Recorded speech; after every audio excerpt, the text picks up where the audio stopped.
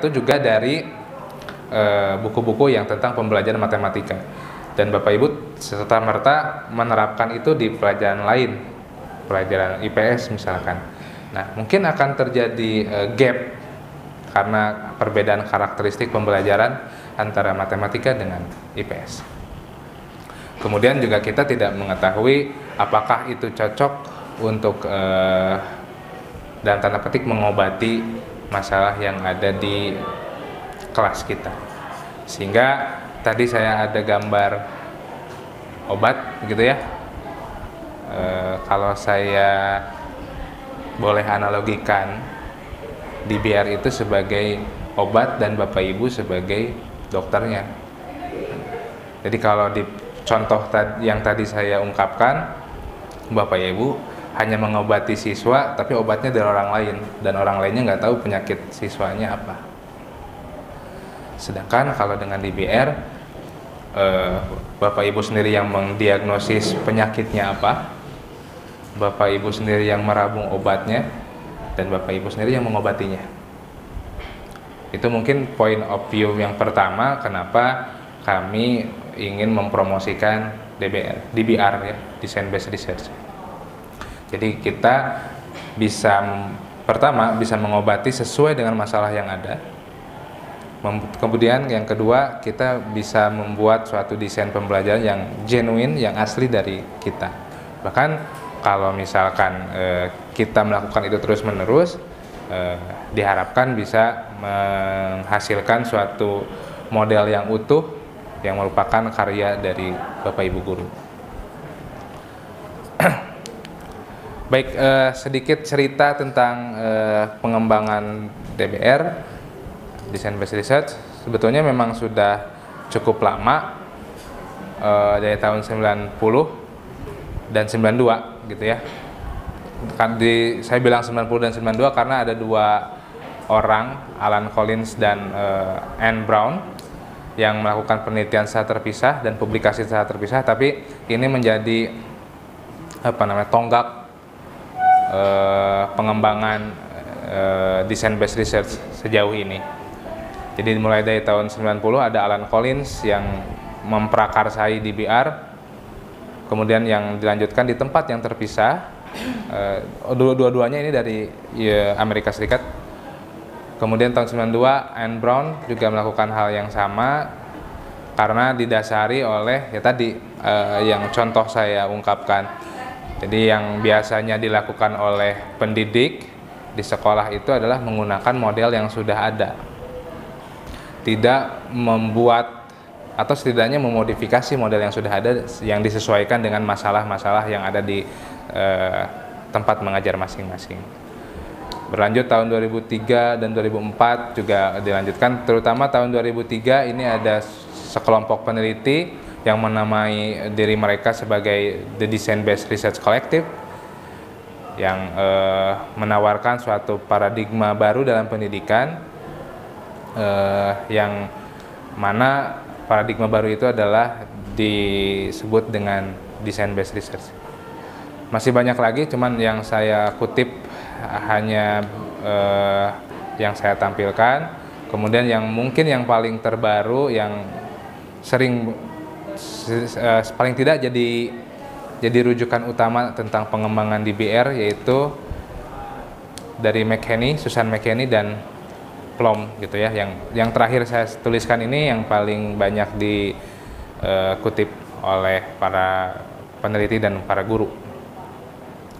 Saya tidak menerjemahkan atau tidak mengartikan DBR itu apa, tidak mendefinisikan DBR itu apa, karena yang paling penting di sini adalah tahapan-tahapannya, begitu ya. Nah, ini juga hasil riset saya tahun 2019, bahwa penulisan atau pengkajian DBR itu dari tahun 2000-an sampai 2020 itu cenderung mengalami peningkatan, gitu ya. Mungkin ya kita belum banyak tahu karena tidak terlalu mainstream gitu ya. Nah, kemudian ya tadi cikal bakalnya DBR ini adalah bahwa yang mendukung DBR itu mengklaim bahwa penelitian di dunia pendidikan itu selalu terpisah dari praktek, gitu ya. Jadi penelitiannya berjalan sendiri, penelitiannya tetap oleh para peneliti dilakukan, tapi tidak diterapkan ke kelas, gitu ya. Jadi hanya sebagai teori saja, hanya sebagai pengembang teori saja, tidak menjadi solusi bagi yang ada di sekolah, begitu ya. Kemudian dilanjutkan juga para peneliti pendidikan itu melakukan treatment layaknya penelitian di lab, gitu ya. Jadi seolah-olah siswa itu ya hanya objek saja, hanya diberi treatment, dilihat hasilnya hanya sebagai objek penelitian saja. Jadi ya kalau misalkan dianalogikan dengan lab kimia, gitu ya, siswanya hanya dianggap sebagai unsur-unsur kimia yang direaksikan tanpa diberi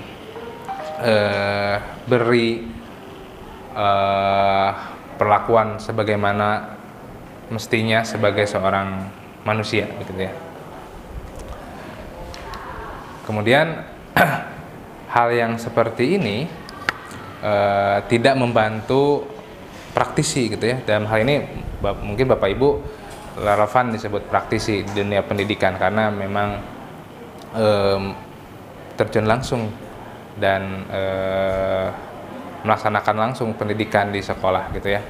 Dan model-model penelitian yang seperti tadi yang hanya menerapkan model pembelajaran itu tidak terlalu membantu, gitu ya. Tidak terlalu menjadi tawaran solusi. Nah, ya sebagai komparatornya tadi sering saya ulang-ulang bahwa kalau misalkan kita melakukan penelitian eksperimen, mungkin Bapak Ibu pernah mengalami ketika menempuh studi dulu. Jadi kalau misalkan kita melakukan penelitian eksperimental, banyaknya ya itu hanya membatasi variabel-variabel tertentu dan tujuannya hanya untuk menguji dan menyempurnakan teori saja, bukan tendensinya tidak menyelesaikan masalah yang ada di kelas. Sehingga sangat penting untuk mengkolaborasikan peneliti dengan praktisi. Nah, dalam hal ini yang kami tawarkan adalah design based research. Kemudian ada 3 fokus yang ada di tujuan design based research. Yang pertama itu memahami konteksnya, gitu ya. Karena sekecil apapun ilmu pengetahuan pasti akan berkembang. Contohnya bidang kami, gitu ya, dari pendidikan matematika, ada stigma bahwa matematika tidak akan berkembang, dari dulu begitu aja, gitu ya. Mungkin ada stigma seperti itu.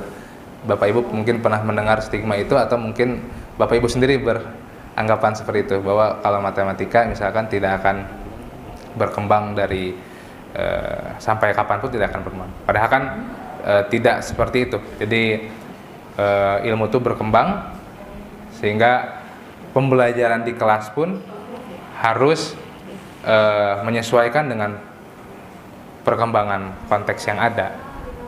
Sehingga dengan demikian sebagai pendidik juga Bapak Ibu harus tetap mempelajari bidang Bapak Ibu, gitu ya, untuk terus memahami konteks pembelajaran yang diberikan. Kemudian yang kedua adalah merancang sistem yang efektif, maksudnya sistem pembelajaran yang efektif. Kemudian membuat perubahan yang berarti bagi subjek studi merekanya ini maksudnya desainernya. Dan ini menurut Barab Squire dan Collins, gitu ya, Alan Collins. Jadi Bapak Ibu yang kami pahami di sini untuk kemudian kami share ke Bapak Ibu adalah, jadi dengan DBR ini Bapak Ibu selain bisa meramu obat seperti tadi, juga bisa mengembangkan keilmuan Bapak Ibu sendiri.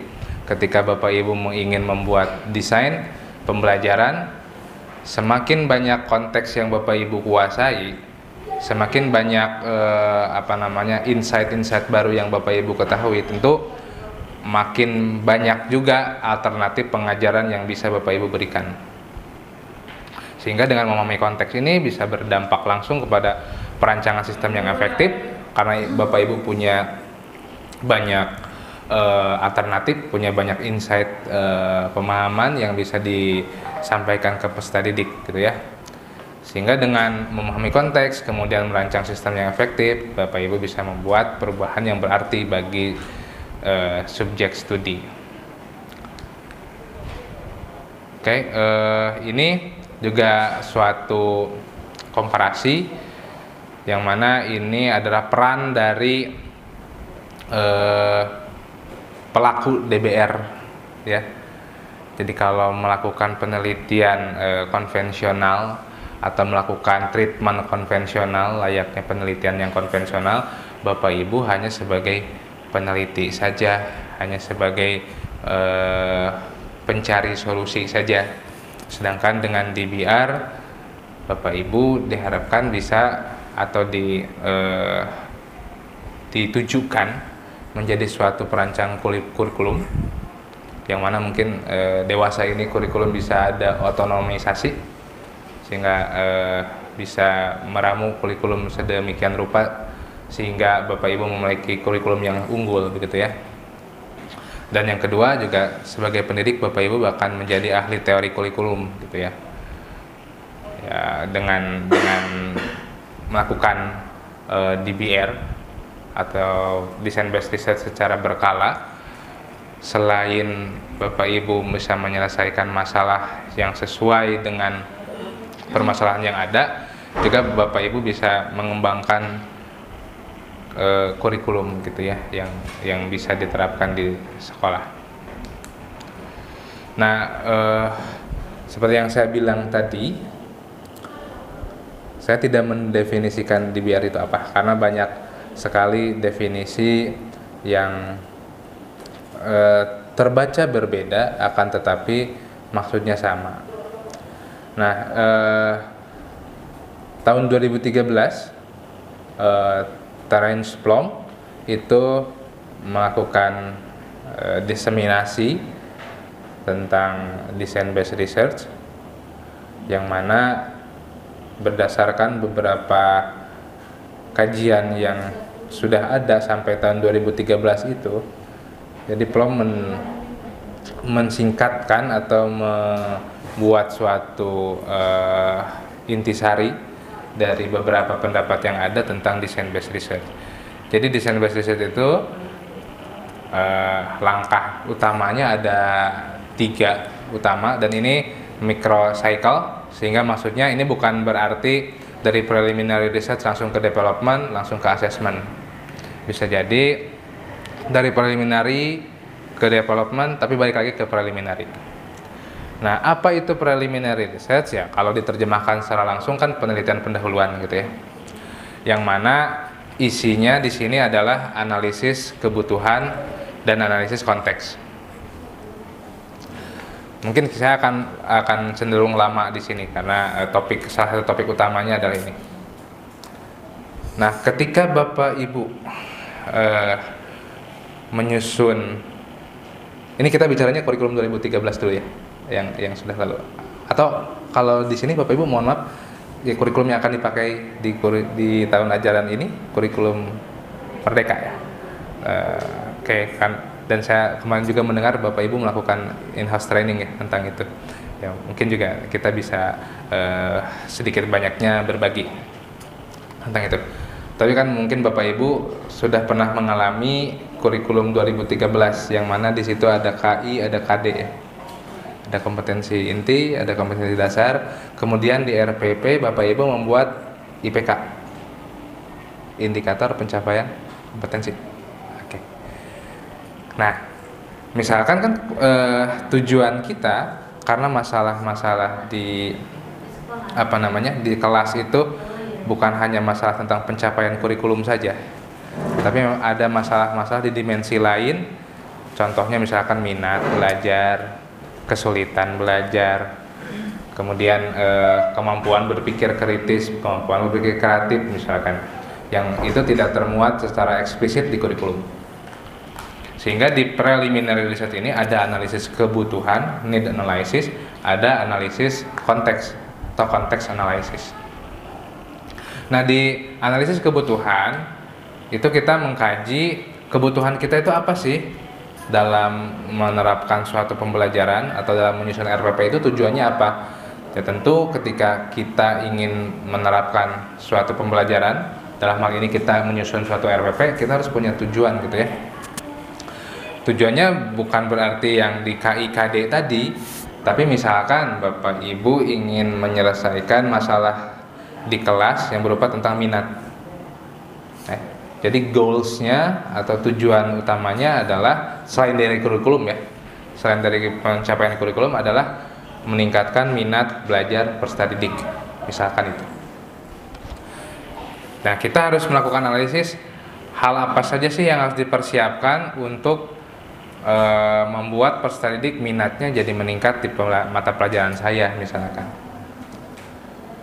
Sedang di lain pihak, selain analisis kebutuhan, juga ada analisis konteks. Ya, konteksnya itu kita harus mengikuti kurikulum. Jadi KIKD-nya harus tergambarkan. Secara sederhana, ketika kita menyusun indikator pencapaian kompetensi, ya tentu kita harus melihat KD-nya ya. KD-nya seperti apa. Kemudian kita juga punya tujuan lain, misalkan seperti tadi minat. Ya, kita harus relevansikan antara tujuan kurikulum itu dengan tujuan permasalahan kita. Jadi need analisisnya atau analisis kebutuhannya tentang pencapaian peningkatan minat peserta didik, sedangkan konteks analisisnya atau analisis konteksnya itu mengacu ke KD-nya. Kurang lebih seperti itu. Kemudian masuk ke development or prototype, jadi kita membuat purwarupa RPP-nya. Kalau mungkin bentuk realnya adalah bikin RPP-nya, tapi kami lebih menyebutnya itu desain pembelajaran. Jadi Bapak Ibu mengembangkan desain pembelajarannya, membuat draftnya, dan di tahap ini itu ada validasi ahli gitu ya. Nah, disinilah yang saya sebutkan tadi kolaborasi gitu ya. Mungkin ketika Bapak Ibu membuat suatu RPP atau desain pembelajaran, alangkah lebih baiknya divalidasi. Divalidasinya bukan berarti harus ke ahli yang ada di perguruan tinggi, tidak, bisa jadi ke guru senior atau ya mungkin ada MGMP gitu ya. Jadi biar MGMP-nya berjalan, bisa didesain suatu kegiatan yang mana memfasilitasi Bapak Ibu untuk melakukan validasi. Nah, maksudnya validasi di sini apa? Jadi diharapkan desain pembelajaran yang Bapak Ibu susun itu memang relevan dengan masalah yang dihadapi di kelas, dan di samping itu juga tidak menyalahi konteks pembelajarannya. Jadi tidak misalkan kalau di matematika, mohon maaf mungkin banyak contoh matematika karena saya dari program studi matematika, misalkan ya masalahnya di minat gitu ya, atau di anggaplah ada masalah tentang tingkat kesabaran gitu ya, anggaplah ada masalah itu. Misalkan di kelas itu ketika mengajar matematika, siswanya nggak mau cara-cara panjang gitu ya, nggak mau cara-cara yang sangat prosedural. Kemudian Bapak Ibu guru sebagai guru matematika menawarkan obatnya, tanda petik obatnya adalah penggunaan rumus cepat. Di satu sisi mungkin jadi solusi secara praktis, tapi di sisi lain itu malah menjadi racun buat anak-anak, sehingga anak-anaknya tidak memahami matematika secara komprehensif. Terus kedua, mungkin lebih jauhnya secara psikologis, peserta didiknya akan tidak sabaran gitu, jadi tidak suka proses, tidak menghargai proses, dan selalu ingin hasil gitu, selalu berorientasi pada hasil tanpa memperhatikan proses. Mungkin itu contoh yang sederhana. Jadi kita validasi agar segala aspek kita bisa temukan optimisasinya, jadi masalahnya terselesaikan tanpa mengabaikan keilmuannya gitu ya. Kemudian ya di akhir ada penilaian gitu ya, sebagaimana biasanya, karena suatu treatment atau suatu perlakuan yang diberikan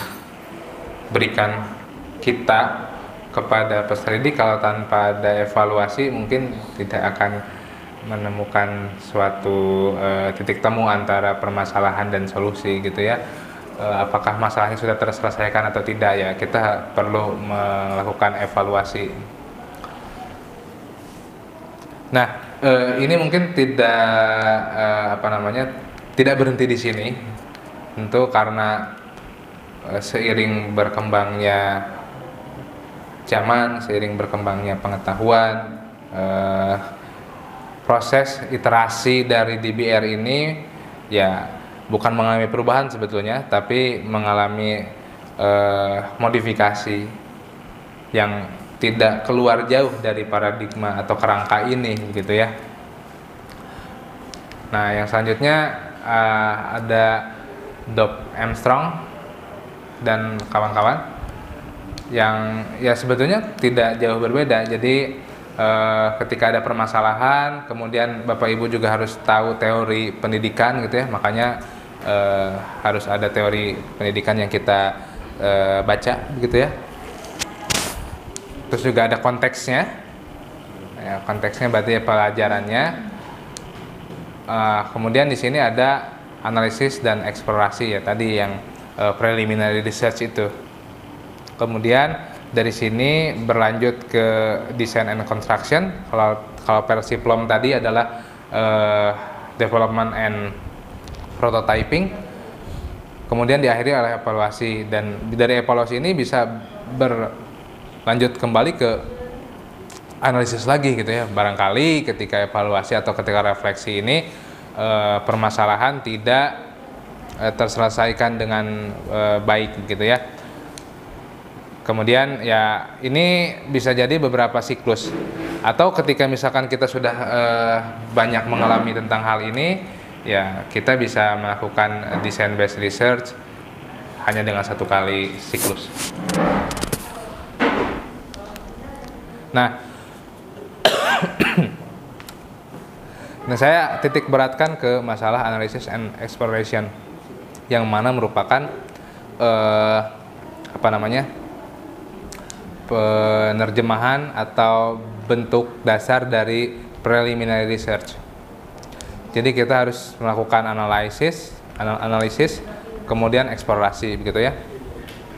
Mungkin untuk praktiknya kami akan menggali informasi dari Bapak Ibu gitu ya dalam kesempatan kali ini.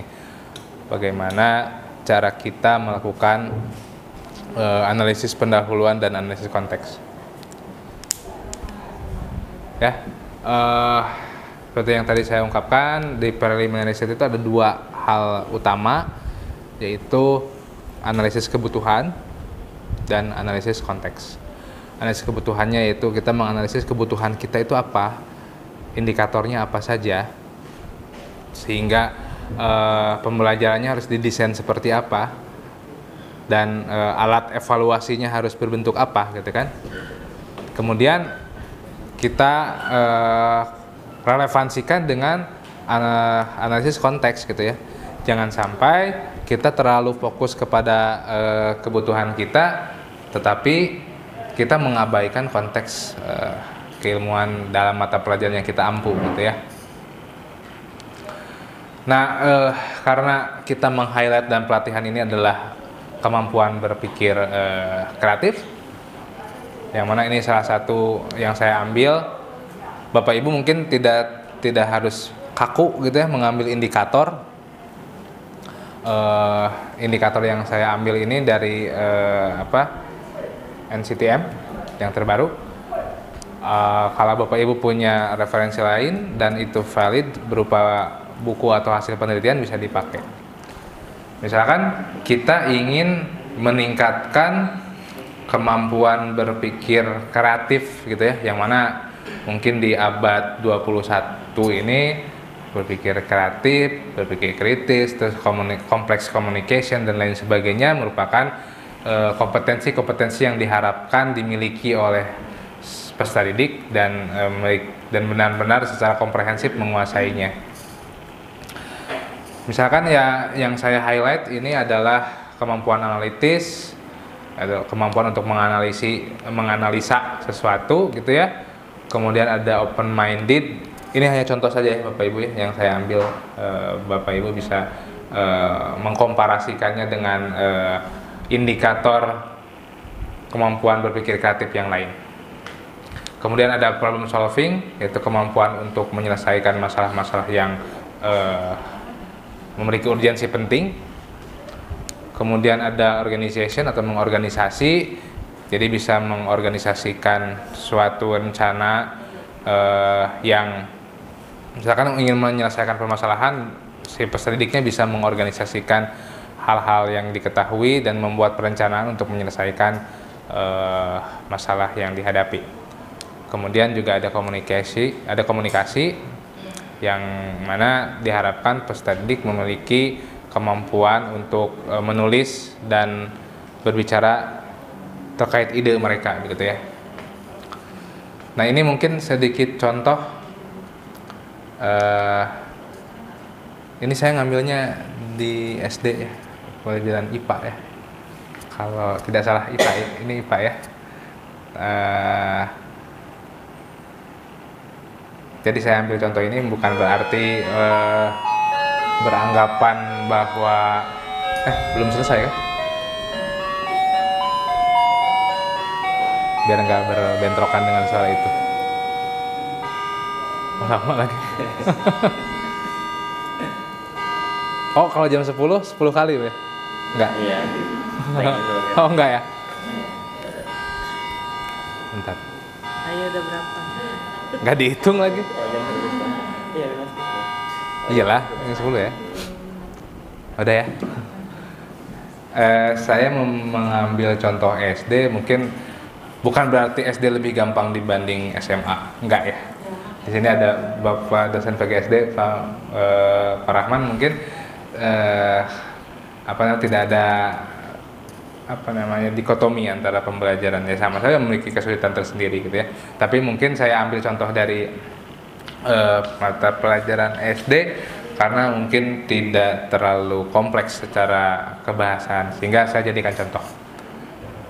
Nah, sebagai bahan diskusi, ya meskipun latar belakang kita berbeda-beda, tapi mungkin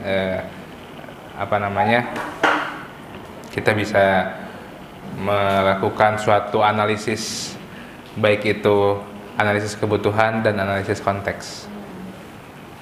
Maka saya buat berdampingan, dan saya ingin mengajak Bapak Ibu untuk menyusun suatu IPK, indikator pencapaian kompetensi, dari dua hal ini. Ya, kira-kira kita perhatikan yang ini 41, 42, 43 kan ini harus disampaikan ya, nggak boleh enggak kan. Kompetensi dasar kan baik di sekolah menengah maupun sekolah mendasar kan tetap harus terpenuhi, kurang lebih seperti itu, nggak boleh enggak gitu kan. Kemudian misalkan kelihatan ya Bapak Ibu ya? Nggak kelihatan? Oh, oke. Ngeblur ya? Sekarang makin ngeblur malah.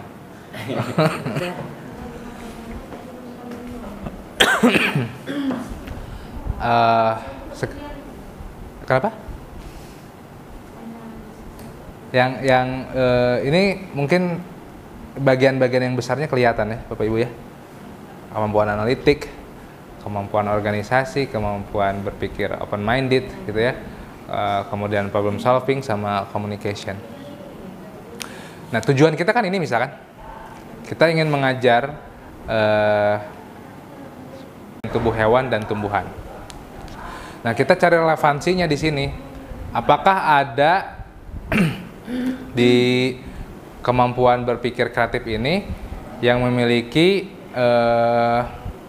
koneksi langsung dengan ini? Tapi diupayakan ya jangan cocokologi. Oh, ini kayaknya cocoknya dengan organisasi gitu ya. Tapi ya kita harus melakukan suatu kajian, suatu analisis yang mana kita bisa menemukan relevansi antara tujuan kita atau kebutuhan kita dengan konteks kurikulum yang ada.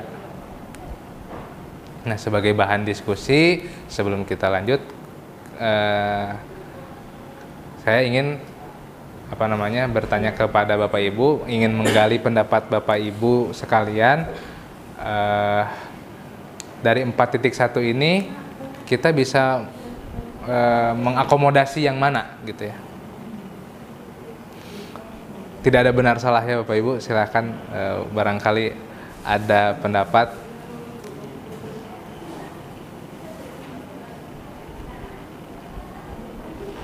Nah, misalkan Bapak Ibu mau ngajar SD kelas 4, sekolah dasar kelas 4, kemudian ya mata pelajaran IPA,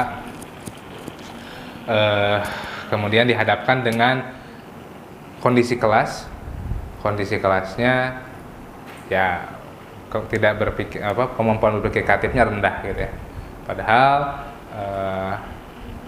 tujuan atau keinginan sekolah dan keinginan orang tua misalkan atau yang dibutuhkan oleh siswa pada masa sekarang adalah berpikir kreatif. Namun Bapak Ibu melihat kemampuan kreatifnya sangat rendah gitu ya.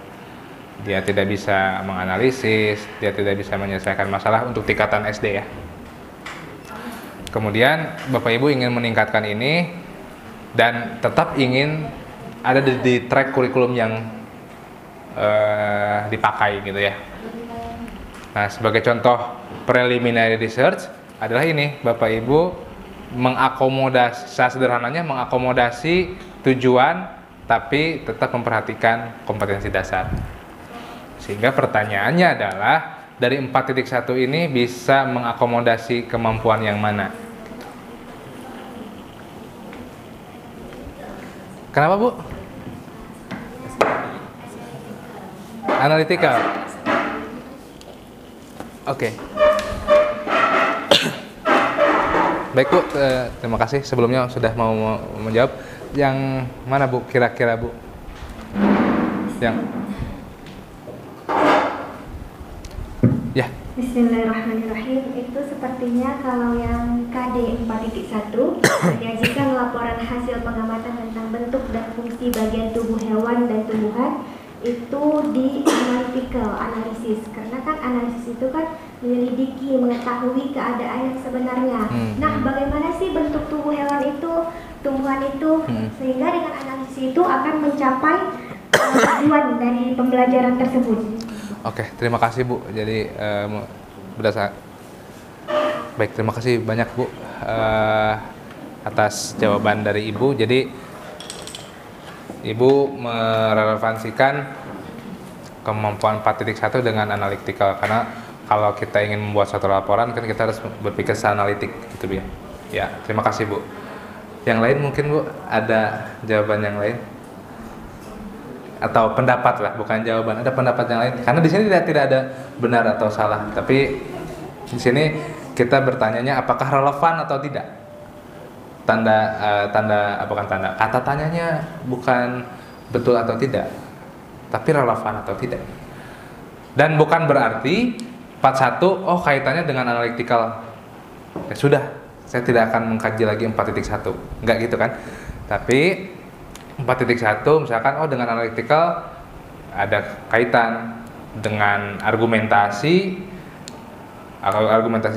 yang akademik tentunya, bahwa ketika kita ingin membuat suatu laporan, tentunya siswa itu harus memiliki kemampuan analytical yang cukup tinggi gitu ya. Selain analytical mungkin ada lagi kata kuncinya menyajikan laporan.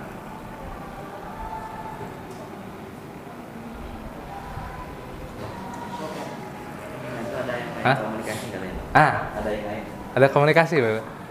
Mau diberikan? Mungkin Bapak Ibu atau teman-teman mahasiswa pun boleh. Kenapa? Bu. Boleh, Bu. Terima kasih.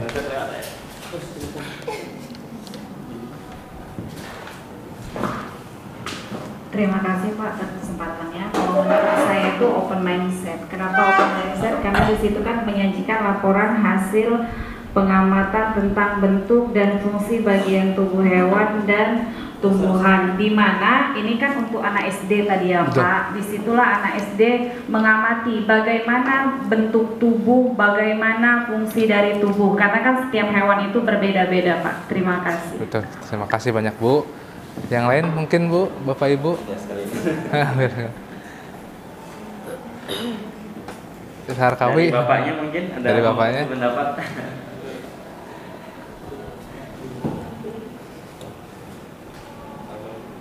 Ibu yang lain ada satu lagi mungkin. Baik, kurang lebih cukup ya. Terima kasih. Baik. Terima kasih Ibu yang sudah mengutarakan pendapatnya mengenai relevansi antara KD yang ada di sini dengan kemampuan berpikir kreatif, dan bisa jadi kita menemukan relevansi dengan kelima-limanya gitu ya. Seperti tadi misalkan menyajikan laporan kan tentu harus berpikir analitik. Kemudian Ibu mengaitkan dengan open minded yang dikaitkannya dengan tentang bentuk dan fungsi tubuh hewan dan tumbuhan yang berbeda-beda, mungkin dari sudut pandang itu. Atau bisa juga sebetulnya menyajikan laporan itu adalah relevansi dengan organization gitu ya. Jadi kita bisa tanda petik melatih atau mengondisikan peserta didik itu memiliki kemampuan organisasi yang tinggi dengan memberikan tugas laporan gitu ya. Dan tentu komunikasi pun relevan gitu ya dengan hal ini. Kenapa? Karena di komunikasi ini bukan hanya kemampuan yang komunikasi yang oral ya, lisan gitu. Tapi juga dengan ada kemampuan penulisan gitu ya. Nah, dari relevansi tersebut Bapak Ibu susun suatu indikator pencapaian kompetensi gitu ya. Jadi misalkan yang kaitannya dengan 4.1 dan analytical adalah misalkan IPK-nya peserta didik mampu menganalisis hasil pengamatan dan menuliskannya dalam suatu laporan hasil pengamatan gitu ya. Atau misalkan yang kaitannya dengan komunikasi adalah peserta didik IPK-nya ya, indikator pencapaian kompetensinya. IPK-nya adalah mampu memberikan penjelasan tertulis dengan jelas terkait laporan hasil pengamatan gitu ya. Tapi sejujurnya juga saya baru tahu bahwa kalau di SD sudah ada yang seperti ini gitu. Ya, Pak Rahman betul ya, di SD sudah ada yang hal-hal seperti ini ya untuk sekarang ya, tentang pengamatan. Ya tentu bagus gitu ya karena tematik mungkin ya.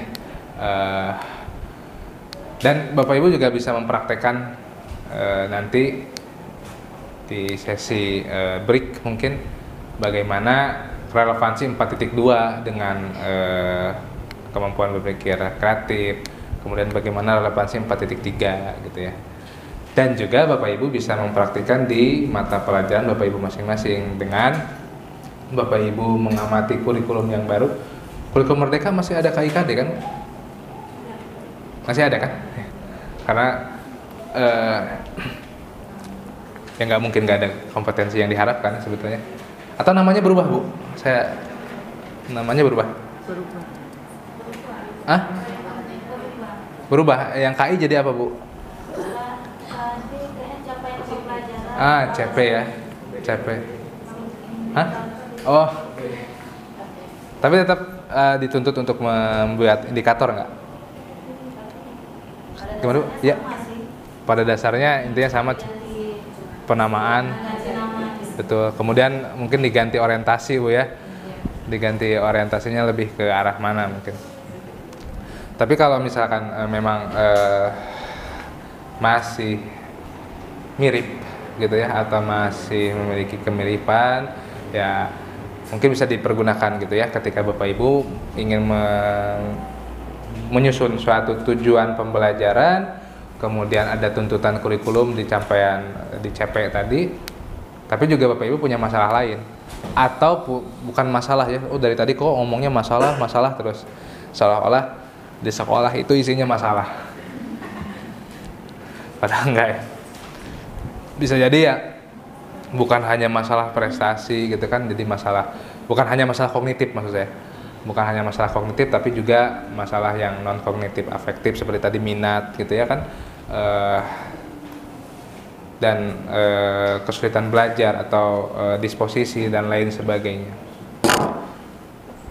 sehingga tidak hanya menyampaikan kurikulum tapi Bapak Ibu juga menyematkan sesuatu yang lain yang lebih dari kurikulum.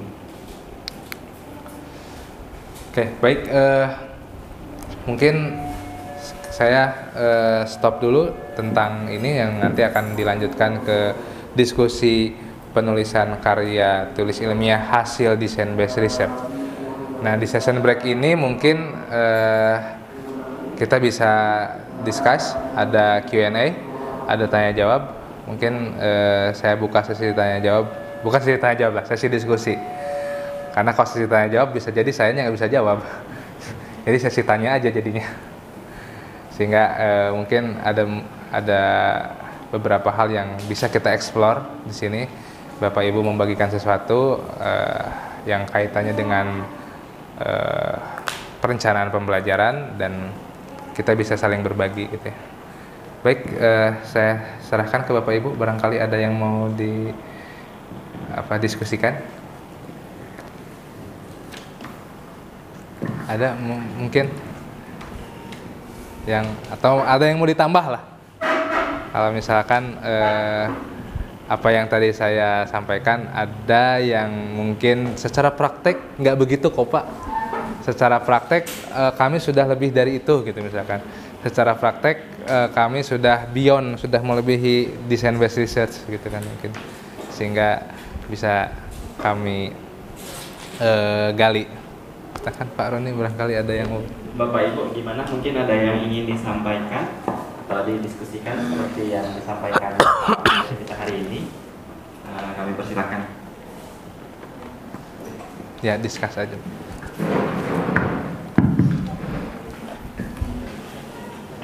Sebelumnya terima kasih telah memberikan kesempatan untuk bertanya. Pertanyaannya itu Pak, ini saya ingin bertanya masalah tadi. Kan kalau misalnya kita udah lihat tuh tentang kompetensi dasar, nah, terus ada tentang kemampuan berpikir kreatif yang tadi Bapak bilang. Ada beberapa seperti open-minded, ada communication, dan lain sebagainya. Nah, seperti tadi teman-teman dari guru ada yang jawab dari pihak open-minded, ada yang jawab dari analytical, atau saya sendiri pertama juga communication kalau kayak gitu. Nah, kalau misalnya kan ada beberapa perbedaan itu, kira-kira itu kita balikkan lagi di validasinya, atau kitanya sendiri bisa memakai dari analytical, open-minded, communication selanjutnya, atau kayak mana Pak? Mohon penjelasan ke depannya. Terima kasih ya. Terima kasih. Assalamualaikum warahmatullahi wabarakatuh. Waalaikumsalam. Langsung takut lupa. Oke. Siap.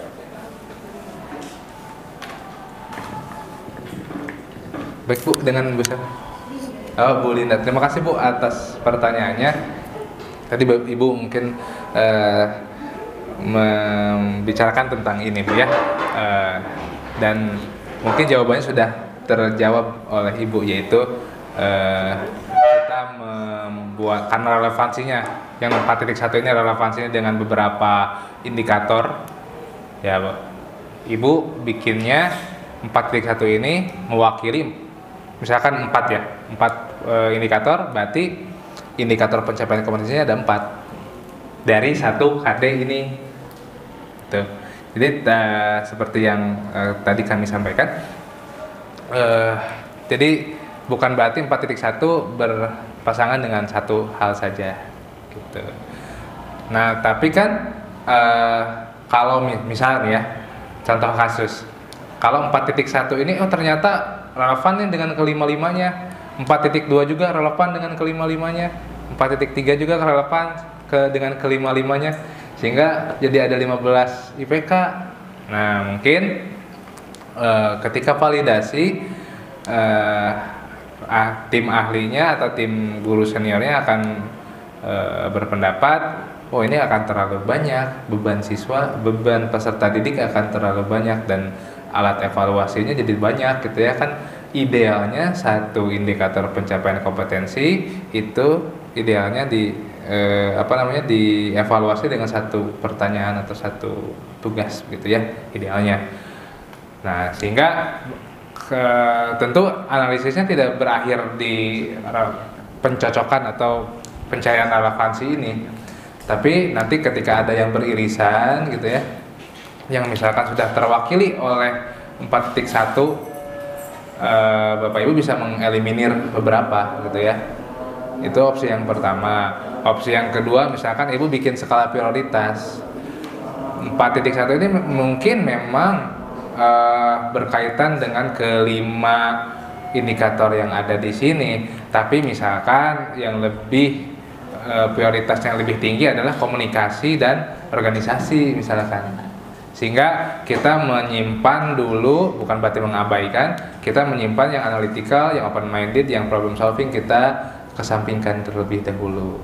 Nah, yang analytical kita cari relevansinya di sini, mungkin agak lebih mudah seperti itu. Ya.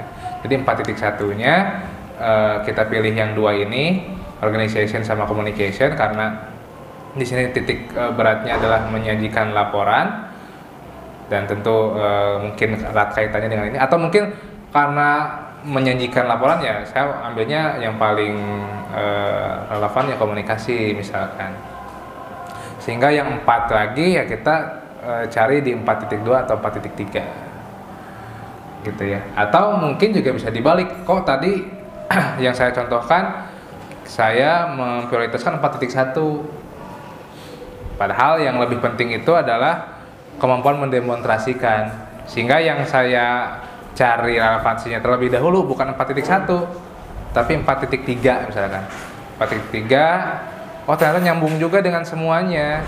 Oh, saya pilih yang prioritas misalkan dari 5 ini, ternyata yang paling urgentnya adalah analytical, open minded, dan problem solving untuk yang 4.3. Nah, tentu dengan komunikasi ya, karena mendemonstrasikan. Nah, misalkan ya diambil 4 itu karena memang berdasarkan analisis Bapak dan Ibu, berdasarkan eksplorasi juga 4 hal ini yang berkaitan. Tapi misalkan terlalu banyak, ya udah satu atau 2 saja, gitu ya. Dan ini pentingnya desain based research, karena desain based research itu nggak sekali gitu ya.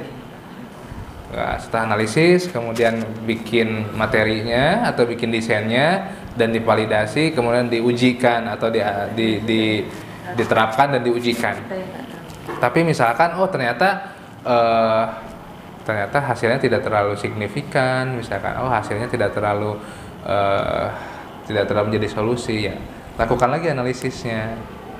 Makanya tadi di beberapa slide sebelumnya ini cycles gitu ya.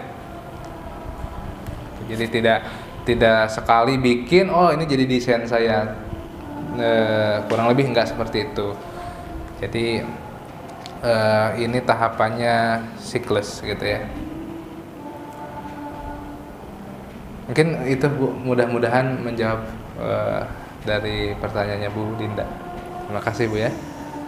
Ada yang lain? Baik, terima kasih. Mungkin ada yang lain Bapak Ibu ingin didiskusikan terkait yang sudah disampaikan, atau mungkin ada yang berkaitan ingin disampaikan.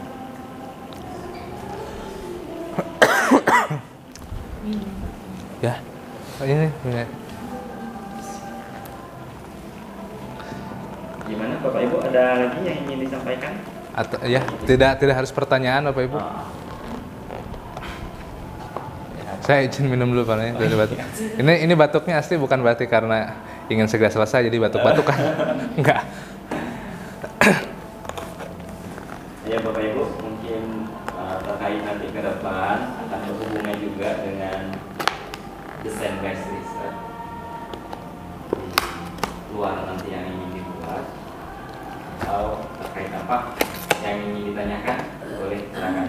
Preliminary research tadi ada sedikit disinggung juga Pak ya, sudah disampaikan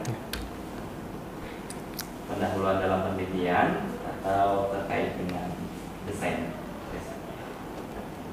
Atau dari Bapak Ibu mungkin ada ingin sharing, oh kalau saya bikin RPP itu seperti ini gitu misalkan. Atau misalkan menurut saya bikin RPP itu seharusnya seperti ini. Gitu misalkan.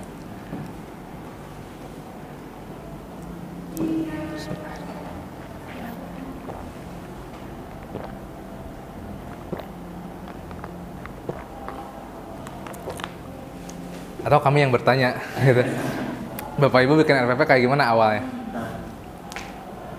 Ada yang mau ini Pak Ibu menyampaikan? Atau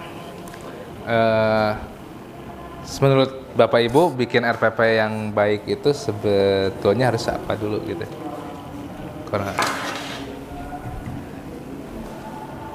ya meskipun memang ketika kita bukan kita lah, saya misalkan kalau bikin rencana pembelajaran yang kalau di tempat kami di perguruan tinggi itu disebutnya RPS gitu ya, rencana pembelajaran semesteran ya, sedikit banyaknya kami memodifikasi. Oh saya bukan kami, saya awalnya gitu ya. Mungkin sampai sekarang tuh ada beberapa mata kuliah yang seperti itu gitu ya, yang kami istilah kerennya sih benchmark gitu ya, istilahnya mencari kesamaan padahal itu nyontoh gitu ya. Tapi kan seperti yang saya katakan tadi, ketika kita mengadopsi, tanda petik mengadopsi suatu desain pembelajaran dari orang lain, tentu permasalahannya akan berbeda dengan kita. Secara spesifik permasalahannya akan berbeda dengan kita ya. Jadi mungkin rencana pembelajaran yang kita adopsi itu cocoknya untuk karakteristik siswa yang seperti A, B, C, atau untuk untuk siswa-siswa yang dengan latar belakang A, B, C, D gitu ya. Sedangkan siswa yang ada di kita latar belakangnya bukan itu tapi yang lain gitu ya. Atau kesulitannya tidak sama secara spesifik. Sehingga ya mengadopsi suatu desain pembelajaran itu tidak sepenuhnya menjadi solusi bagi kita. Jadi kembali ke pertanyaan Bapak Ibu, menurut Bapak Ibu atau yang telah Bapak Ibu alami sejauh ini ketika kita ingin membuat rencana pembelajaran RPP gitu ya, kita ingin membuat desainnya, apa yang pertama kali kita perhatikan atau yang jadi prioritas dari Bapak Ibu apa? Oh boleh Bu, misalnya Bang, tapi gak sampai kayaknya Bu, gak sampai kayaknya Bu. Ini Pak, kalau dulu kan kurikulum K13 itu kan kita harus mengikuti pemerintah dari silabus indikatornya. Siswa yang kurang istilahnya bukan kurang pintar sih, siswa yang pintar, sedang dan rendah harus tuntas. Oke, KKM Bu ya. Harus mampu sesuai dengan tujuan pembelajaran yang ditetapkan pemerintah. Jadi karena tingkat kecerdasan siswa beda-beda, jadi gurunya pusing gitu kan. Kalau yang siswa yang memang cepat nangkap, oh ini gampang sekali. Kemudian yang siswa yang lainnya itu kewalahan. Betul. Jadi si gurunya semua siswa harus bisa tuntas. Jadi kendalanya di K13 seperti itu. Jadi sebenarnya siswa kan tidak ada yang bodoh gitu kan, dia Ya, betul. lemah di bidang kognitif, dia setelah kita teliti dia bagus di bidang prakteknya gitu kan. Jadi kalau K13 itu guru sangat kewalahan. Misalnya ada AMBK lagi, siswa tidak lulus, guru yang disalahkan gitu kan. Nah jadi kalau sekarang kurikulum merdeka sama sih seperti K13 Pak, cuman bedanya ketika kita membuat rencana pembelajaran itu kita harus, kalau ini bisa sesuai kami ikut pelatihan itu kita pisahkan, bukan arti dielimin atau apa ya. Misalnya ada pengelompokan siswa dengan kriteria sedang, tinggi, dan rendah. Kalau yang tinggi kita kasih terus pembelajaran yang paling tinggi, yang sedang, yang jadi kita membuat rencana pembelajarannya itu bisa 3 model. Betul. Kalau untuk siswa ini kita kan seperti yang Bapak bilang tadi, membuat rencana pembelajaran kita lihat dari karakteristik siswa. Betul. Dan sarana dan prasarana sekolah. Kita Betul. boleh mengambil atau mengadopsi dari rencana pembelajaran dari sekolah lain boleh, tetapi kita sesuaikan dengan lingkungan dan Betul. karakter peserta didik kita. Nah kalau K13 itu dulu harus mengikuti. Iya. Nggak dilihat karakter peserta didik kita, itu yang berubah. Betul. Siswa harus dituntut harus tuntas. Padahal kalau biologi luar biasa sulitnya kan. Jadi gurunya yang kewalahan. Belum lagi infrastrukturnya ya, Bro ya. Nggak sama dengan yang lain gitu kan ya. Iya. Tapi kalau K3, kalau kurikulum merdeka yang sedang kita kasih teori yang paling dasar, kemudian yang rendah yang lebih dasar lagi. Kemudian yang pintar ini kita kasih teori sampai yang tinggi sampai teori olimpiade. Nah seperti itu. Jadi kalau ini kita membuat rencana pembelajaran itu bisa kita pilah-pilah sih. Disesuaikan dengan karakternya. Karakter dalam satu kelas itu pun bisa kita buat 3 macam. 3 macam desain pembelajaran Bu ya. Iya. Baik Bu. Terima kasih Bu atas sharingnya. Dengan Ibu siapa Bu? Siapa? Dengan Ibu siapa? Bu Rianti. Bu Rianti. Ibu ngajar biologi Bu? Iya. Apalagi kalau ngajar biologi mungkin sama dengan Bu Anti. Permasalahannya bukan hanya di konten Bu ya, tapi di sarana prasarana Bu ya. Jadi ketika kita mencontoh tadi RPP gitu ya dari sekolah yang misalkan secara infrastruktur ya lebih dari kita, ya tentu harus ada penyesuaian gitu ya ketika kita ingin mengadopsi RPP dari sekolah tersebut. Juga kalau memang betul seperti itu Bu, saya bersyukur gitu ya kalau kurikulum merdeka memang menyesuaikan dengan karakternya. Karena seperti tadi yang saya bilang, kalau penelitian biasanya itu siswanya dianggap sebagai objek laboratorium gitu ya. Sedangkan kan kalau manusia bukan objek laboratorium Bu ya. Semua ada latar belakang tersendiri, ada karakteristik tersendiri yang tidak bisa kita generalisir. Itu jadi saya sangat setuju kalau misalkan Mas Menteri menerapkan kurikulumnya seperti itu. Dan saya akan menyambut gembira gitu ya ketika misalkan penerapan kurikulumnya pada nyatanya memang seperti itu. Kemudian ya tadi masalah sarana prasarana juga memang objek yang vital gitu ya.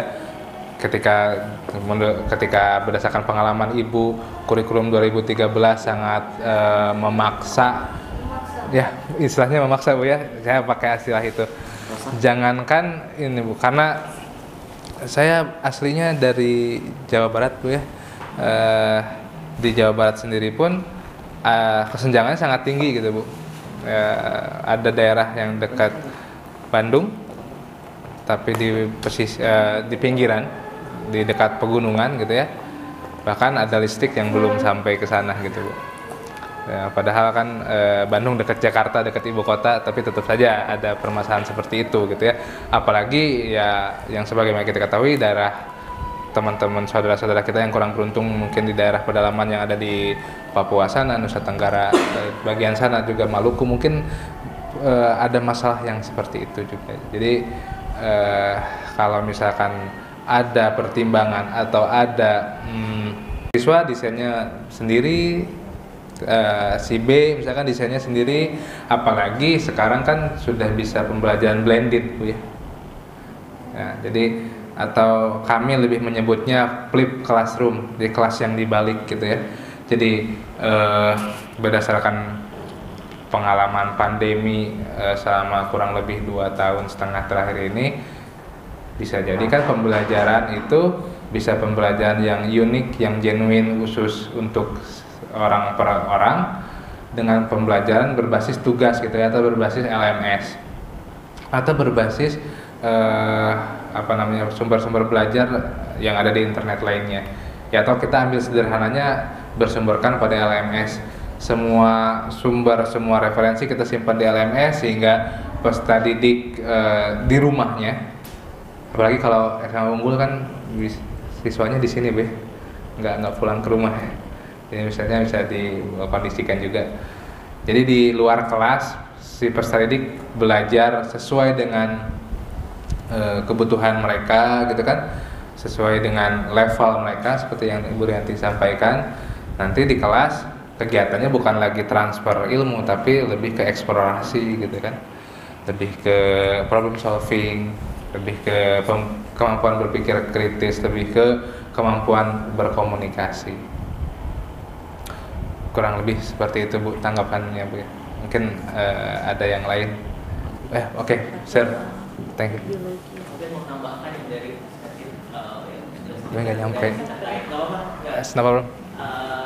Terkait kurikulum merdeka, kita sebagai guru di kurikulum merdeka ini sangat dapat banyak ruang untuk mengapresiasi siswa, karena kurikulum merdeka nggak menuntut nilai pada setiap pencapaian akhir anak, dan itu selaras dengan karakter. Kalau tadi Bu yang dibahas karakter intelektual, karena ada aspek lain yang harus dilihat, yaitu karakter gaya belajar. Approachable-nya beda-beda, ada auditori, ada visual, ada kinestetik. Nah, kurikulum merdeka ini banyak pencapaian yang diberikan, ada proyek juga, karena setiap tahun, setiap kelas itu ada proyek yang mesti dicapai, kemudian ada kolaboratif, kemudian juga ada yang afirmatif dan sebagainya. Sehingga merdeka di banyak 13 memberikan ruang juga pada siswa untuk mencapai potensi diri ini apa gitu. Karena tidak semua anak kayak K13 anak visual dipaksa untuk misalkan harus menulis tenang, harus analisis sebagainya.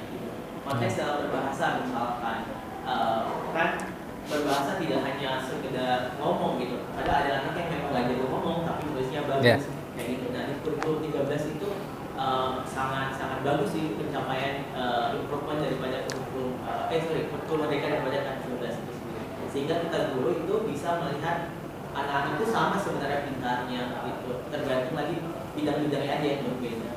Pada akhirnya anak-anak juga bisa mendapatkan keluasan dalam belajar, dan mereka berdampak pada motivasi atau encouragement dari setiap peserta didik untuk dia senang di bidang ini, dia akan lakukan yang terbaik, dan akhirnya potensi yang misalkan tak terlihat misalkan dapat tergali dan tereksplorasi dengan baik, dan akhirnya dia juga bisa muncul dengan karakternya dia sendiri. Itu gambaran mungkin korelasi dengan DBA. Saya pikir ya bagus kalau kita memang menganalisa siswa atau mengukur assessment siswa itu memang berbagai perspektif. Salah satunya adalah perspektif pola belajar, karena pencapaian anak visual tidak bisa disamakan dengan anak kinestetik atau audio.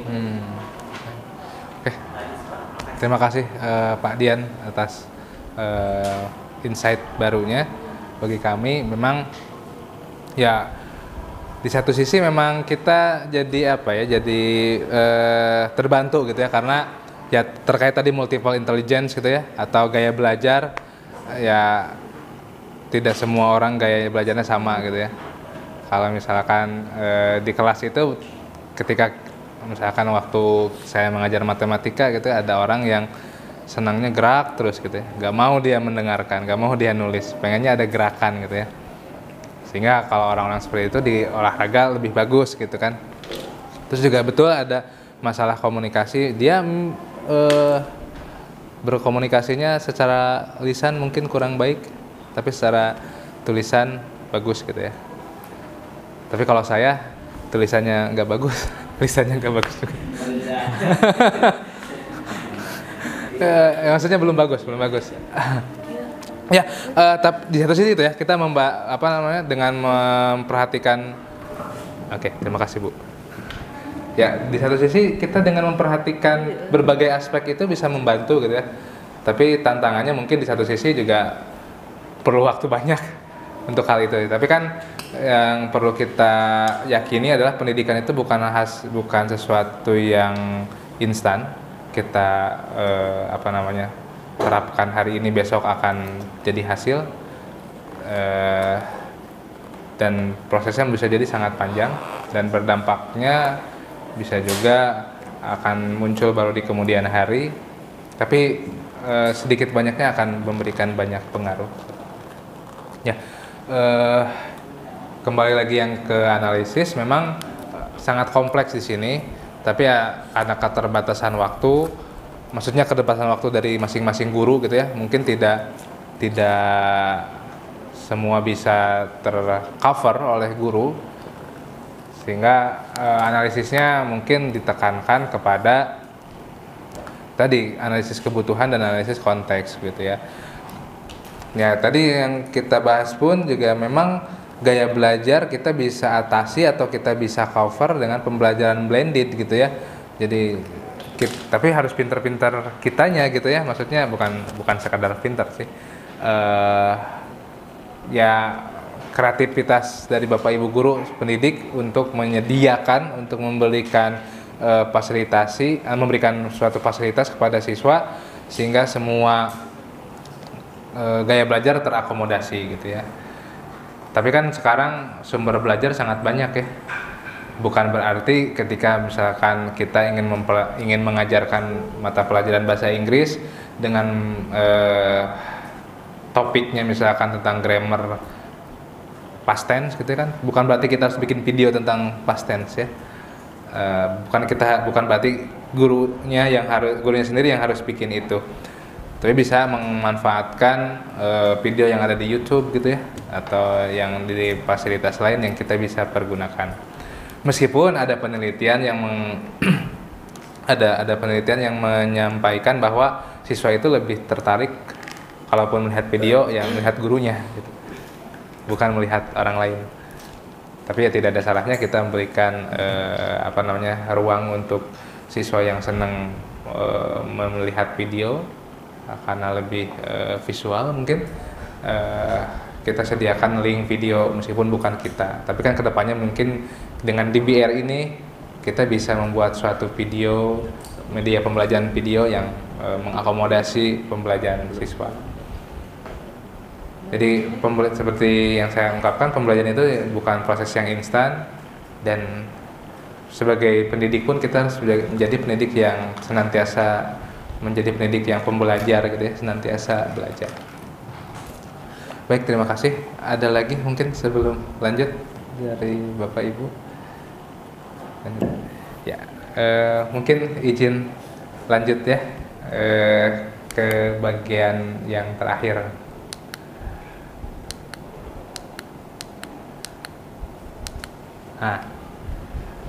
Ada pendapat bahwa entah dari siapa saya lupa, saya menulis maka saya ada gitu kan ya. Tapi itu dari siapa saya nggak tahu. Atau Bapak Ibu tahu siapa yang ngomong itu gitu. Jadi ketika kita mendapatkan suatu desain pembelajaran, kita misalkan dalam pengalaman panjang dalam waktu 2 tahun gitu ya, mengajar mata pelajaran A ke siswa kelas 10 misalkan, dalam kurun waktu 2 tahun ini ternyata sudah menemukan pattern atau pola. Oh ternyata pembelajaran mata pelajaran IPA tuh harusnya seperti ini. Bukan seharusnya ya, karena tidak ada yang seharusnya, sebaiknya seperti ini. Kemudian untuk yang siswa, untuk peserta didik yang dengan kemampuan tinggi seperti ini, dan yang rendah dengan metode yang lain. Nah tentu dampaknya akan sangat signifikan, akan lebih masif akan lebih banyak insight baru juga ke kita ketika kita menuliskannya dalam bentuk karya ilmiah. Bukan berarti harus dalam karya ilmiah artikel dipublikasi dari jurnal nasional atau internasional ya. Bapak Ibu barangkali menulis buku tentang desain pembelajaran kan bisa juga. Bapak Ibu berkolaborasi lintas mata pelajaran untuk membuat buku begitu ya, yang bisa dibagikan ke halayak ramai sehingga bisa diterapkan juga di sekolah lain. Kan itu jadi jariah juga kalau misalkan Bapak Ibu menghasilkan suatu karya berupa desain pembelajaran dan Bapak Ibu membagikannya. Nah, mungkin tidak banyak bagian ini, hanya bukan menjelaskan, hanya menceritakan terkait contoh kasus saja. Atau sebelumnya saya tanya, apakah dewasa ini untuk guru-guru ada tuntutan membuat karya tulis? Kalau zaman dulu saya dengar ya, tapi buatnya PTK ya. Kalau zaman ini gimana? Mungkin Bu Rianti mengalami, Bu? Di sekolahnya nggak ada. Oh, nggak secara kedinasan gitu. In passing ya, misalkan kalau untuk karirnya, atau ada lomba gitu seperti itu, lomba karya tulis. Belum ya. Ingin tahu juga. Oh ya, ya. Tapi langkah lebih baiknya orientasinya bukan ke situ gitu ya. Maksudnya bukan ke sekadar kenaikan pangkat atau apa gitu ya. Kalau di lingkungan kami sih mungkin tidak ada tuntutan seperti itu, tapi tidak dijadikan orientasi gitu kan oleh kami di Unsam. Mungkin kalau saya mungkin ada orientasi ke situ, nulis untuk ini, tapi yang lain kan tidak. Nulisnya karena tuntutan gitu maksudnya. Kalau saya kalau nggak dituntut nulis nggak nulis. Tapi seiring berjalannya waktu, alhamdulillah saya dipertemukannya di Unsam gitu ya. Jadi dengan nuansa akademik yang tinggi hingga termotivasi untuk menulis lebih banyak. Nah, kembali ke DBR. Jadi setelah menemukan suatu desain, saya nyebutnya desain aja ya, tidak RPP gitu. Tapi mungkin di semasa pembicaraan Bapak Ibu, desain itu maksudnya RPP. Jadi Bapak Ibu menemukan satu desain yang ternyata valid, kata tim. Kan tadi divalidasi dulu ya, kemudian diuji cobakan ke peserta didik, maksudnya diaplikasikan. Saya akan menghilangkan kata uji coba karena tadi kan siswanya jangan dianggap sebagai benda di laboratorium. Desainnya diaplikasikan, kemudian dievaluasi kan. Ternyata selain berdasarkan tim ahli valid, kemudian praktis itu artinya bisa diaplikasikan, applicable gitu ya. Jangan kita buat desainnya nggak applicable. Buat desain ternyata dia valid secara materi, valid secara kurikulum, valid kata validatornya misalkan. Tapi ketika disampaikan di kelas, oh ternyata nggak bisa dipraktekkan, jadi praktikalitasnya rendah gitu ya. Terus juga nanti harus dievaluasi melalui asesmen gitu ya, bikin soal yang sesuai dengan IPK, apakah menyelesaikan IPK atau memenuhi IPK atau tidak. Nah, andaikan semua hal itu terpenuhi, yaitu desainnya valid, kemudian praktikalitasnya tinggi atau dia praktis gitu ya, kemudian efektif, 3 hal itu terpenuhi, ya Bapak Ibu tidak ada salahnya menuliskan desain yang Bapak Ibu temukan itu dalam suatu karya ilmiah, dan akan lebih berdampak besar ketika Bapak Ibu mempublikasikannya secara luas. Nah, ketika menuliskan karya tulis ilmiah berupa hasil penelitian ataupun kajian, kurang lebih metode ini yang diambil gitu ya. Ada yang nulisnya menyebutkannya IMRAD, karena ini singkatan. Tadi ada I, ada M, ada R, ada juga D gitu ya. Tapi R dan D ini tidak terpisahkan biasanya. Jadi apa itu imrad?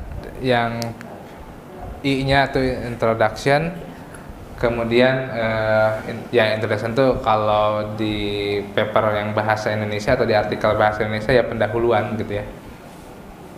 Kemudian ada metodologi, kemudian ada result and discussion atau hasil dan pembahasan.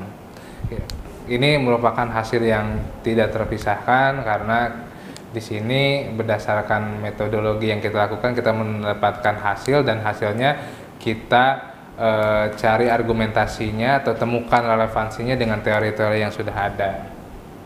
Nah, lantas bagaimana kita menuliskan atau menuangkan gagasan kita dalam penulisan karya ilmiah yang merupakan hasil dari design based research? Yang introduction tentu itu berdasarkan masalah-masalah yang Bapak Ibu hadapi. Contoh tadi, contoh yang SD tadi ya, yang IPA, bahwa misalkan ada permasalahan tentang berpikir kreatif yang relatif rendah di siswa kelas 4 SD. Kemudian Bapak Ibu ceritakan juga di sini bahwa tujuan pembelajarannya adalah sesuai dengan KD yang tadi ada itu 4.1, 4.2 dan 4.3. Kemudian metodologinya yang seperti apa? Metodologinya yang ini yang Bapak Ibu tuliskan, step-step yang Bapak Ibu lakukan.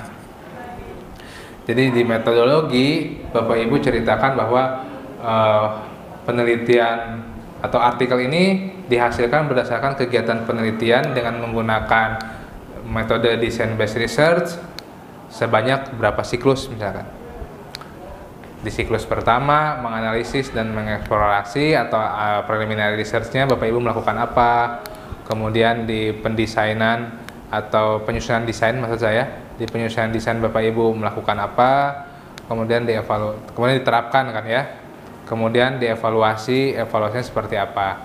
Misalkan ada 2 siklus ya ceritakan lagi. Analisisnya diulang kembali, kemudian penyusunan desain, kemudian mengevaluasi dan begitu seterusnya sampai ditemukan desain pembelajaran yang genuine yang dibuat oleh Bapak Ibu. Dan yang diharapkan merupakan produk dari DBR ini adalah sintaks sebetulnya Bapak Ibu. Bapak Ibu mungkin pernah dengar sintaks pembelajaran ya? Jadi sintaks pembelajaran itu memang betul step by step pembelajarannya. Yang kalau kita baca tentang model pembelajaran ada sintaks ya. Sintaks misalkan pembelajaran kooperatif gitu ya. Kooperatif tipe group investigation misalkan, itu kan ada sintaksnya ya, ada urutannya, langkah pertama apa, langkah kedua apa, langkah ketiga apa. Dan sependek yang saya baca gitu ya, di beberapa literatur tentang model pembelajaran yang disuguhkan adalah memang betul-betul sintaksnya secara general, sedangkan kebutuhan kita kan lebih spesifik.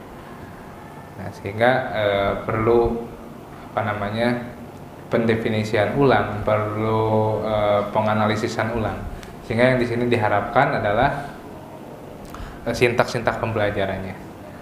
Nah, kembali ke artikel ilmiah ini, tadi ketika kita membahas introduction, kita menyampaikan permasalahan kita apa saja.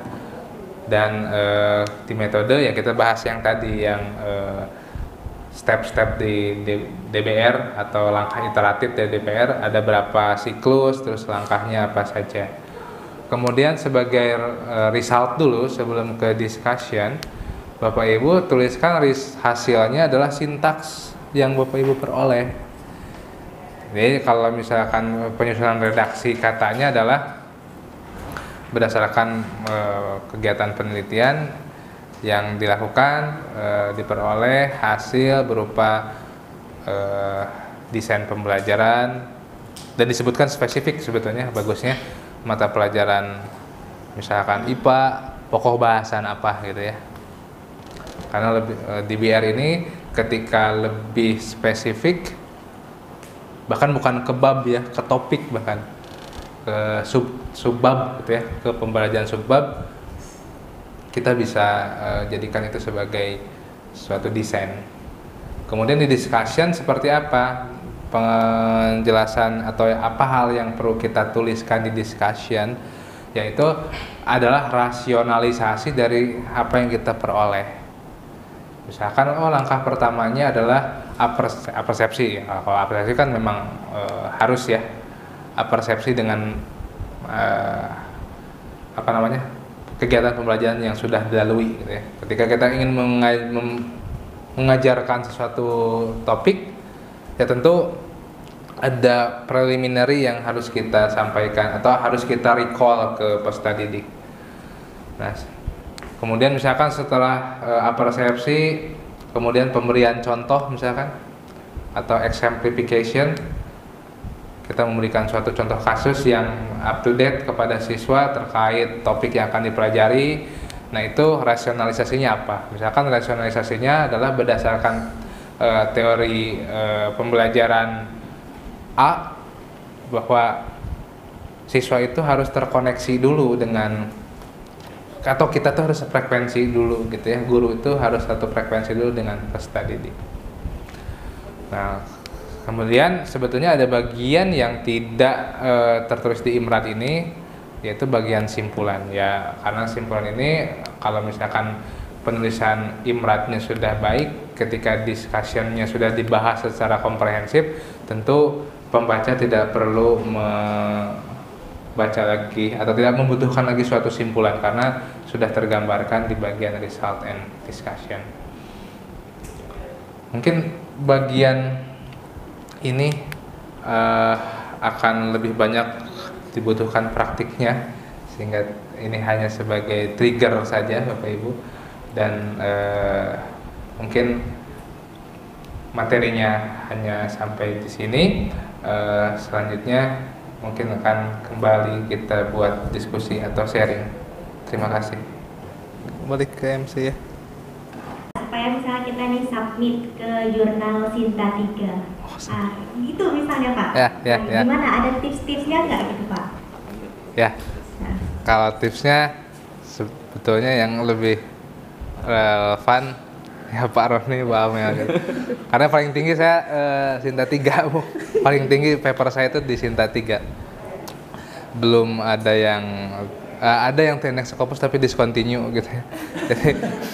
Jadi nggak layak untuk diceritakan. Jadi yang paling tinggi itu gitu Bu.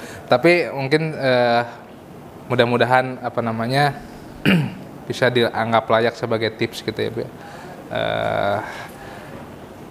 Ya, tips yang pertama adalah biasanya kita bikin akun dulu gitu kan, ya jawabannya akan sangat sederhana. 11 kali berarti ini ya. Sebentar ya. Baik, izin menjawab dari Ibu siapa? Saya lupa. Bu Dara ya. Bu Dara, terima kasih pertanyaan tentang tipsnya. Mungkin yang akan saya sampaikan untuk pada kesempatan ini ya jawaban yang klise mungkin ya. Semua yang ditanya tentang tips mungkin jawabannya akan mirip. Yang pertama kan tentu pasti membuat akun Bu ya, karena sudah mungkin tidak ada lagi istilah fast publication. Jadi kita nitip ke teman, ini tolong tak publikasikan, dan sebaiknya memang kita bikin akun. Kemudian yang paling urgent adalah buat tulisannya sesuai dengan template Bu ya, sesuai dengan template yang ada.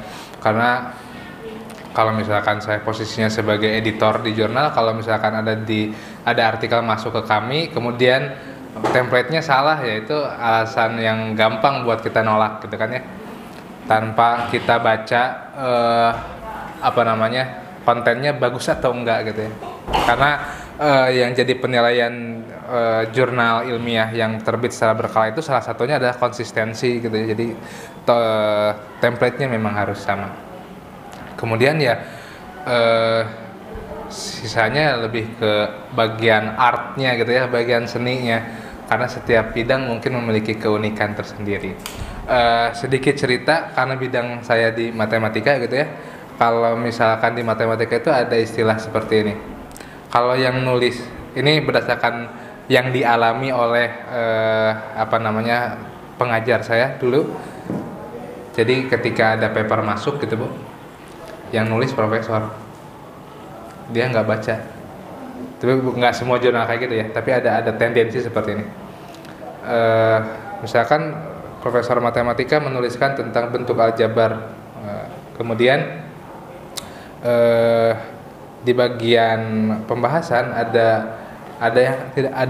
ada proses yang tidak dimengerti gitu ya, ada penurunan formula yang tidak dimengerti oleh si pembaca, si reviewer atau si editor. Kata editornya, oh mungkin saya kurang paham, ini yang nulis profesor, udah publish gitu ya.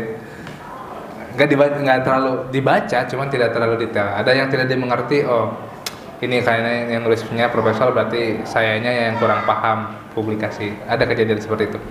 Sebaliknya ada juga yang paper yang mirip tapi judulnya berbeda, kemudian ada formula yang memang dijelaskan dengan baik, tapi karena penulisnya misalkan bukan guru besar atau tidak terkenal, ini paling yang nulisnya juga nggak ngerti, mungkin disuruh revisi dan mungkin di reject. Itu bagian artnya atau bagian spesifiknya yang mungkin kita tidak bisa menyamakan satu bidang dengan bidang yang lain gitu mungkin. Dan secara umum ya mungkin itu hanya bikin akun, kemudian sesuaikan dengan template, kemudian sajikan dengan lugas dengan metodologi yang bagus gitu ya, kemudian dengan cara penyampaiannya bagus juga ya. Mungkin itu dari saya. Mungkin ada yang mau menambahkan? Bu Anti barangkali mau sharing, ada hal yang bisa di-sharingkan tentang penulisan karya tulis?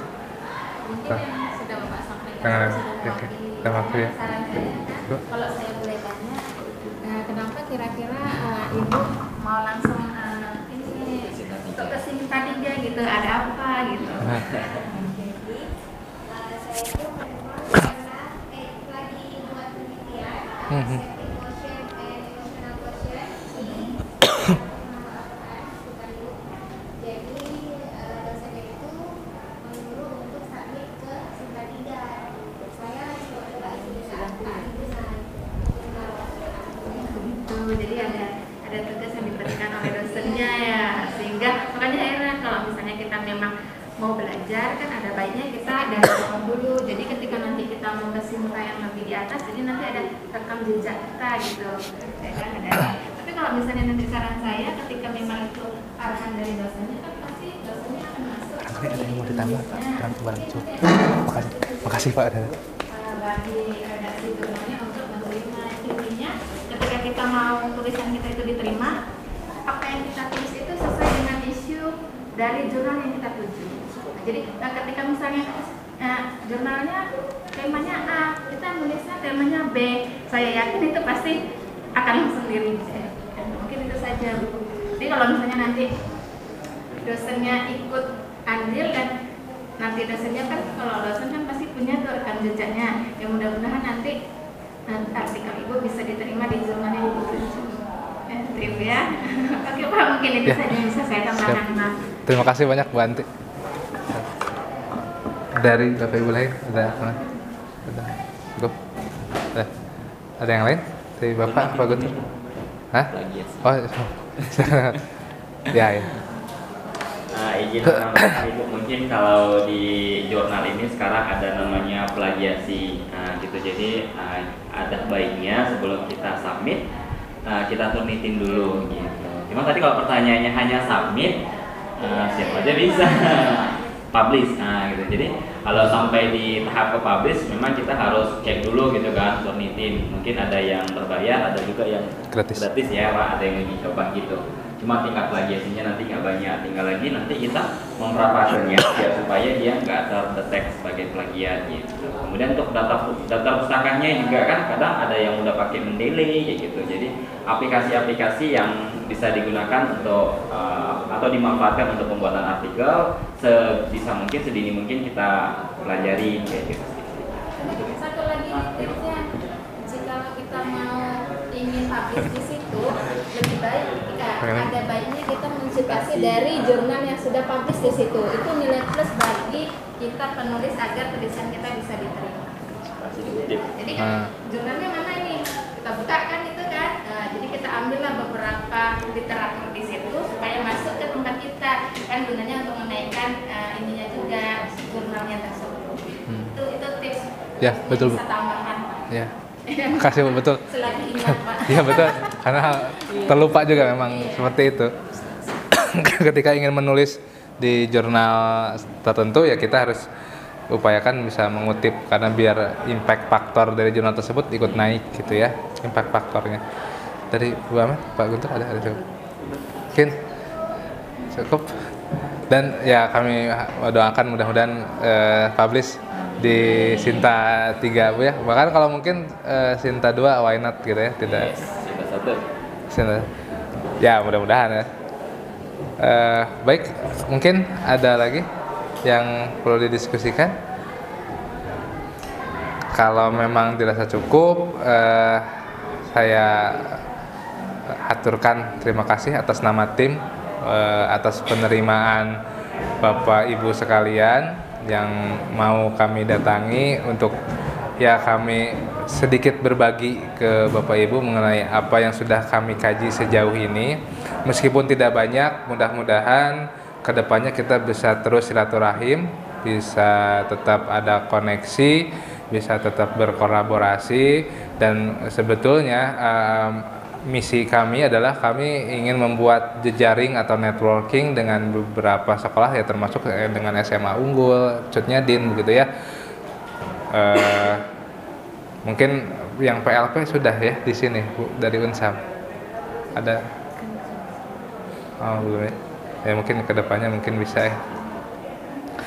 Atau mungkin nanti mahasiswa-mahasiswa kami mohon izin untuk barangkali 1 atau 2 untuk melakukan penelitian tugas akhir di sini atau penelitian mini riset di sini sehingga kolaborasi kita tetap terjaga. Bahkan mimpi saya sebetulnya adalah kami bisa mengembangkan DBR ke sekolah-sekolah gitu ya. Bukan maksudnya untuk memaksakan memakai DBR, tapi karena keyakinan kami bahwa DBR itu merupakan suatu solusi yang relevan dengan kebutuhan penyelesaian masalah-masalah yang ada di sekolah. Terima kasih, mudah-mudahan Bapak Ibu sehat selalu dan senantiasa memberikan yang terbaik bagi putra-putri siswanya, peserta didiknya. Kurang lebihnya mohon maaf atas segala kata-kata yang tidak pada tempatnya. Kami mohonkan maaf. Akhirul kalam wallahul muwafiq ila aqwamit thoriq. Assalamualaikum warahmatullahi wabarakatuh. Saya kembalikan ke MC.